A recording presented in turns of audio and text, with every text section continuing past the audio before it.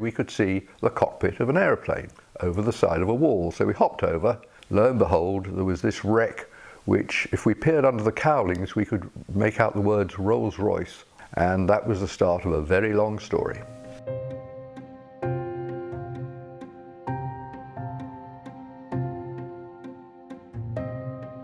Of course, when I found the aircraft, I didn't know its identity. And that was the first battle.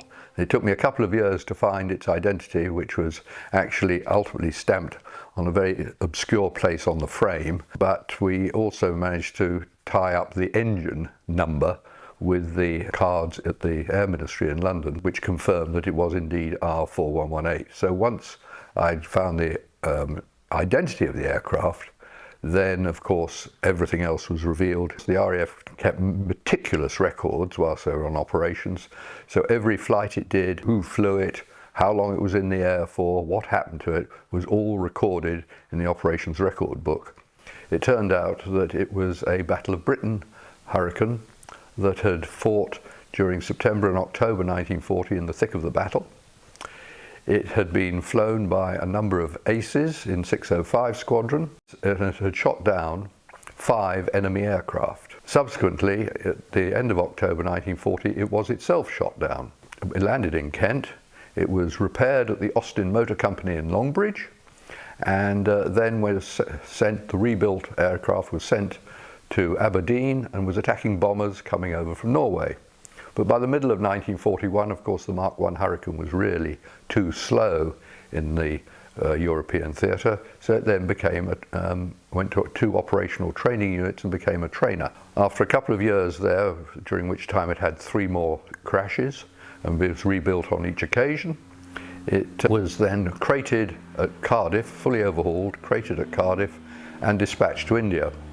Now, in India at the time, of course, in Burma, we were doing very badly against the Japanese, and the Air Ministry decided that they needed to train Indian pilots for the Burma front. So it was dispatched to India as a trainer. However, it didn't get to India until February 1944, by which time the whole situation in Burma had changed. They had no need of a Mark I Hurricane as a trainer or anything else. There were a number of them went out there, and most of them, as overhauled aircraft in their packing cases, were put on board ship, taken out over the bay in Bombay and dropped overboard. Fortunately, this one, in its packing case, was sent to Banaras Hindu University as an instructional airframe to teach the kids fine engineering. They took it out of its packing case, stood it on its undercarriage, left the wings on the ground, the prop on the ground, the tailplane on the ground. That was in 1944. And that's where it rested until I tripped across it in 1995, and then of course got quite fanatical about getting it out of India.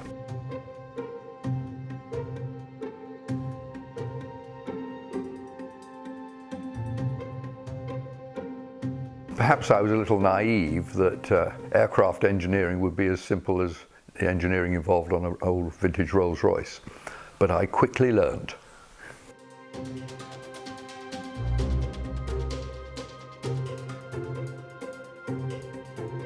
We unloaded it, and I then spent the next year completely taking it apart down to the last nut and bolt. The fortunate thing was that I managed to find a wonderful company called Hawker Restorations, and I gave them all the pile of disassembled bits, and I said, rebuild this Hurricane exactly as it was in the Battle of Britain. Perfect. Good as new. Good as new. I think I've got it. Can we catch it? We're all clear. All clear? All clear. He did the impossible. He actually dealt with the Indians and he got it out. And then it arrived at his farm. Peter took it to pieces and then delivered it to us. And then we restored it over a period of probably about 2.5 years. But it was a privilege to work on because it was a completely unmolested Mark I Battle of Britain Hurricane, and that was the best we've ever seen. And of course, from our point of view, it gave us the opportunity to fill in all the gaps with regards to drawings, information, everything. So it was absolutely brilliant.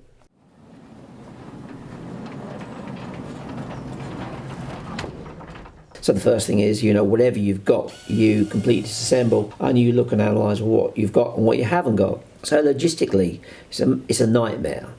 And it's a huge sort of, if you like, organisational task and skill to do that. But like everything, when you're getting onto your 10th aeroplane, paperwork's in place, you know what to expect. And now if we have to manufacture something, even the CNC programs are there to be able to pull it out the stores. If you think about it, the experience that we had in manufacturing World War I aeroplanes, of which we did 20 plus, it was a slow learning curve that involved woodwork, manufacturing lots and lots of brackets and putting them together, and some machine parts. And all the people that work here, they tend to be tool makers. We have 2 airframe people, but everybody else, they can mill, they can turn, they can weld, they can screw cut, because that's the requirement for the Hurricane. Although it sounds like old technology with regards to the Hurricane, what people tend to forget these days is that in the 1930s, 1920s, 1930s, it was all made by hand on lathes driven by steam engines with belts. So with the Hurricane, it was the old traditional method of manufacturing, which had thousands of people with high skill levels making thousands of parts and putting them together. Also the spars, they were made of a material which is no longer available, which is a 7% nickel steel. So the metallurgy had to be recreated, the manufacturing of the steel had to be recreated, and the actual roll forming and tube squaring and all the things that went with it had to be recreated. And the bizarre thing was the steel was made in Krups of Germany, and it was heat treated by an Austrian company called Bohlers.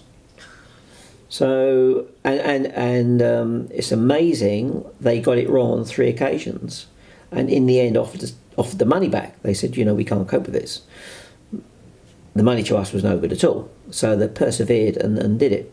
Quite amazing that it must have cost them a fortune. But it's been done, not to be done again, I suspect. There were 3 primary fighters involved in the Battle of Britain: the German Messerschmitt 109, the Supermarine Spitfire and the Hawker Hurricane.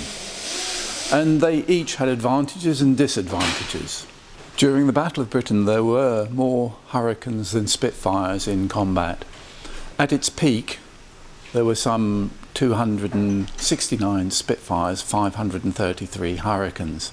The Hurricane had an advantage as well, because of its older technology, far easier to repair. The RAF airmen could turn around a Hurricane and repair it often on site, on the aerodrome, whereas the Spitfire would need to be trailered away to a repair depot. The Hurricane could be patched up and thrown back into combat the next day. The thing about this aircraft is that it is the only Hurricane that survives that actually fought in the Battle of Britain. And I'm afraid I was totally pedantic about having it as it had been in the Battle of Britain. As an example, all the other Hurricanes that have been restored, or indeed Spitfires, they've all been converted to 24-volt systems instead of their original 12-volt systems, and I was advised to definitely convert it to a 24-volt system. However, I decided that it should remain as it was in the Battle of Britain. It worked then, so unfortunately with modern batteries, a 12-volt system has worked very well on the aircraft. Tony Ditheridge and his team were really quite remarkable. The thing that really got me about it was the fact that nothing was too much trouble, and the quality of the workmanship was absolutely superb. And I think perhaps because I was closely involved with the project, they themselves were highly enthusiastic about it as well. In the years we've been involved, we have had most of what then was the remaining Hurricane pilots. You get an attachment to the people, and you get a feeling for these guys are 18, 19 years old. If you sit in a Hurricane, even as a pilot, it's a daunting piece of kit. You're 19 years old, you get in this thing and you're told, go fly it, and by the way, somebody will be shooting at you, and if you're not good enough, you won't come back. So there's a big emotional seesaw there. So that's why on all the aeroplanes that we restore, simple things like the rudder pedals, even though they may 90% of it needs to be restored, always things like the foot plates where you can see the pilot's boots have been on them, whatever happens, they're always put back on there. The hand grips, Anything that's actually tactile, we try to put back in the aeroplane to keep that connection going.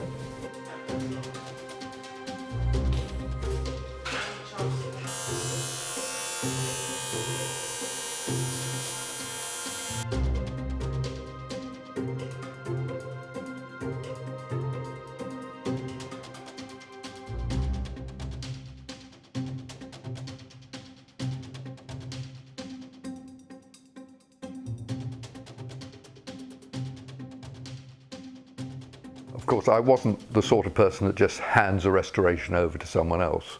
I was wanting to be very much involved in it myself. And in fact, I sourced an awful lot of the parts. The biggest problem with getting the parts together of the aeroplane was indeed the propeller. The propeller had been lying in the mud in Benares for however many years and was very, very corroded. And when we stripped it and bead blasted it and so on, it was quite obvious that there was absolutely no part of it that would be usable. It was a de Havilland bracket propeller, and at that stage there really were no spares or parts available.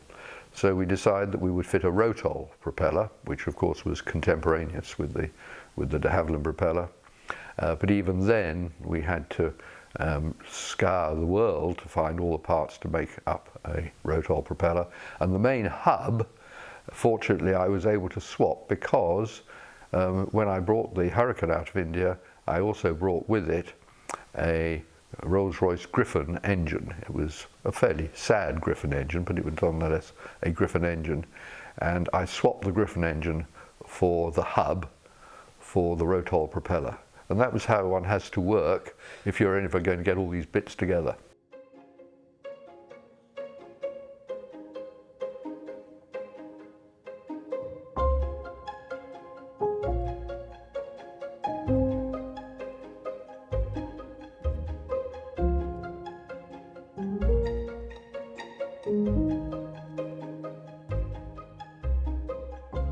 One of the problems with the engine of the airplane was that unfortunately the Indians had taken the spark plugs out, and the Indian wasps had decided that this made a perfect place for a nest. So we had 12 cylinders with 12 nests of wasps, and unfortunately wasps don't do the inside of an engine very much good. So although this engine was completely overhauled before it went to India and was fully inhibited, a large chunk of the engine, namely the blocks and the pistons, couldn't be reused.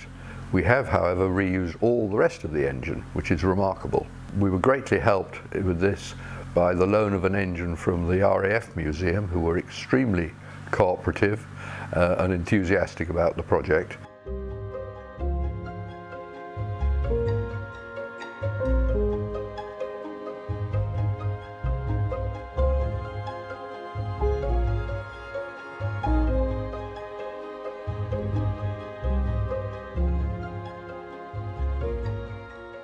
I was advised by Tony Ditheridge that the one person in the world to restore the engine was Maurice Hammond. Now, this engine was a Merlin 3, which is different from all the subsequent Merlins in that it has a single piece head and block, and therefore it presented a new challenge to Maurice Hammond, but for his skills it was nothing really. He produced it marvellously, and he allowed me to work with him during the dismantling and part of the rebuild of the engine, and his workmanship and accuracy was absolutely superb. Peter called and we arranged for the engine to be delivered. He had dismantled most of it himself, which was done correctly, and Merlin 3 has a different cylinder head gasket sealing system to what we would call a standard Merlin of two-piece blocks, in as much that the cylinder head gasket is actually within the coolant jacket. So they were very prone to small compression leaks, which pressurised and boiled the coolant system, hence they had the nickname steamers. So we took some advice and found out the best way to go about this, because not many people have done Merlin 3, which we did. We made inquiries and stuff, and we adopted a principle, and it seems to work really well.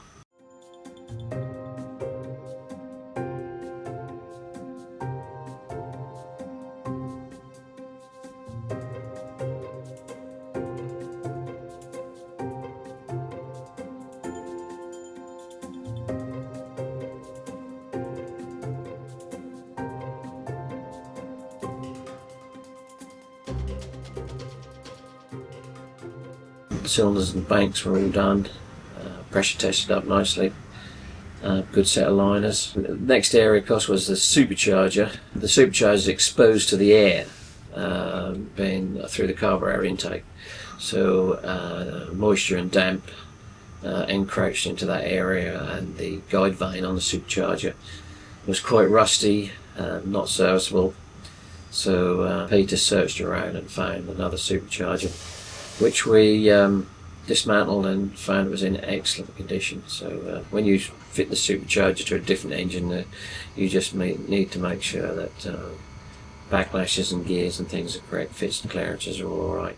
It was overseen by another chap, Dave Payne, who was at one time chief engineer at the Battle of Britain Memorial Flight and has subsequently been chief engineer with various other restoration companies. And he actually signed the engine off and ensured, although he didn't really need to, that Maurice Hammond had done a superb job.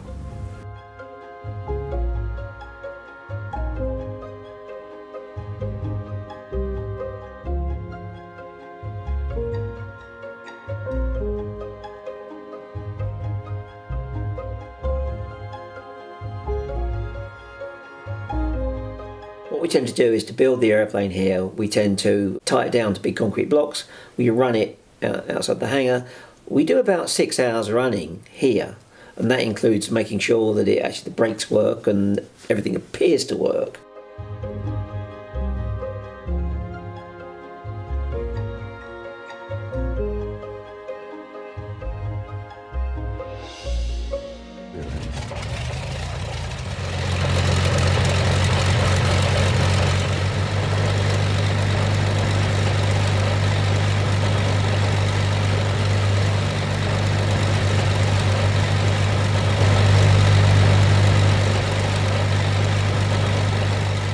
And then it gets disassembled, goes to an airfield, reassembled. About 3 days later, we're ready to go. It came the day when the wings were done, everything was painted, and now it needed to be assembled as a finished aeroplane. And we had a great moment when 2 trucks turned up at Moat Farm, where Hawker Restorations work, and we loaded the fuselage and the wings onto the 2 trucks. Usually it entails lots of long pieces of wood, chainsaws, and blocking the roads off. But we've succeeded in doing it several times now. We loaded the fuselage and the wings onto the 2 trucks and took them to Marshall's at Cambridge, who were quite fantastic in hosting us to do the final assembly and indeed the test flying from Marshall's at Cambridge. Tremendous support from them. On a rather a grey day in December 2004, Pete Kinsey, who is of course a very famous British test pilot, took it up for its first flight. I'm not a nervous individual by character at all, but I have to say that on the first flight of any of these aeroplanes, you have a huge responsibility because you've taken something that hasn't flown, or it probably wasn't even complete, that's 60, 70 years old, or 60 years old, and then you've put thousands and thousands of man hours, and you've manufactured and restored thousands of parts, and then you're putting somebody in it, and both the test pilots we use are personal friends, and you always have that concern, that unlike a car, you go test a car. Okay, doesn't work, it's fine. That expression, there are no laybys in the sky. So as far as the airframe and everything else is concerned, no problems. It's only metal, you can repair it. It always worries me about the individual sitting in it.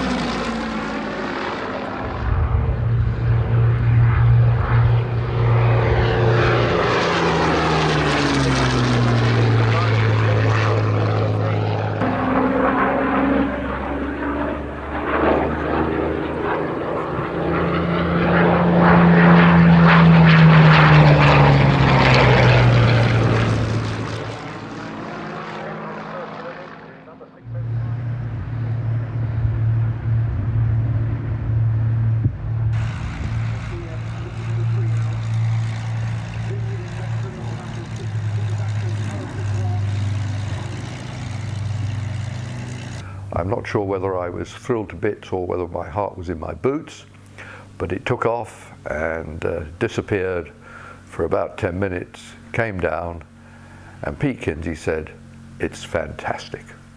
And that, of course, put a big grin on my face.